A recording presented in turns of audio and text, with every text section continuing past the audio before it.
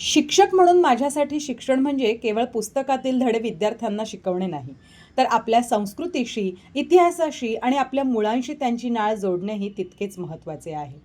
म्हणूनच प्रवासातून परतताना जेव्हा राऊतचा वाडा येथे जेवण्यासाठी थांबण्याचा योग आला, तेव्हा तिथे पाहायला मिळालेल्या काही जुन्या आणि दुर्मिळ वस्तूंनी माझं लक्ष वेधून घेतलं. हा अनुभव माझ्यापुरता न ठेवता तो विद्यार्थ्यांपर्यंत पोहोचवावा आणि आपल्या जुन्या जीवनशैलीची ओळख त्यांना करून द्यावी, हा एक उद्देश मनात ठेवून केलेला व्हिडिओ. सर्वात आधी लक्ष वेधून घेतात ती ही जुन्या काळातील लाईटची बटणं. आज आपण एका क्लिकवर दिवा लावतो किंवा बंद करतो.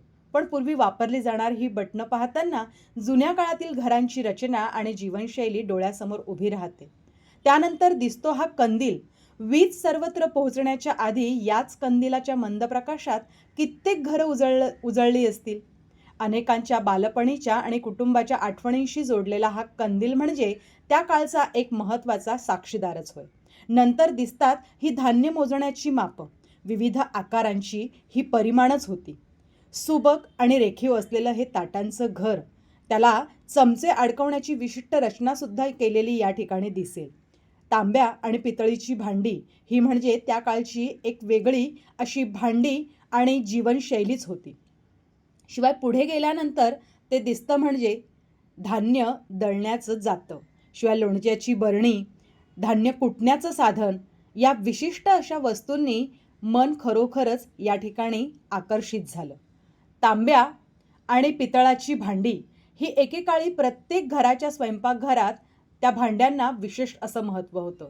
आज स्टील आणि इतर आधुनिक भांड्यांनी त्यांची जागा घेतलेली आहे. दोन्ही हातांनी उघडणारा हा दरवाजा तो सुद्धा लक्ष वेधून घेतो. ही भांडी आपल्याला पारंपरिक जीवनशैलीची सुंदर अशी आठवण करून देतात. सुंदर अशा रचनेने त्या ठिकाणी ही ठेवण्यात आलेली होती. विविध आकारांचा असलेला हा हंडा, पूर्वीच्या काळी याच हंड्यामध्ये पाणी भरून ठेवलं जायचं आणि या हंड्यातलं, पितळाच्या भांड्यातलं किंवा तांब्याच्या भांड्यातलं पाणी पिणं म्हणजे हा सुवर्ण योगच मानला जायचा. टंकलेखन हा मानवाचा एक महत्त्वाचा व्यवसाय होता. त्याचं सुद्धा साधन या ठिकाणी दिसलं बरं का.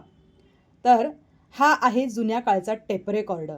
त्याचप्रमाणे जुन्या काळचा हा टीव्ही, आज स्मार्ट टीव्हीने त्याची जागा घेतली, तरीही या टीव्हीचं कौतुक काही वेगळंच होतं. तर असा हा राऊचा वाडा. मन जेवणाने तर त्यांचं प्रसन्न केलंच, पण त्याचबरोबर इथे असलेल्या या दुर्मिळ वस्तूंनी सुद्धा मन आकर्षित झालं. म्हणून फोटो काढण्याचा मोह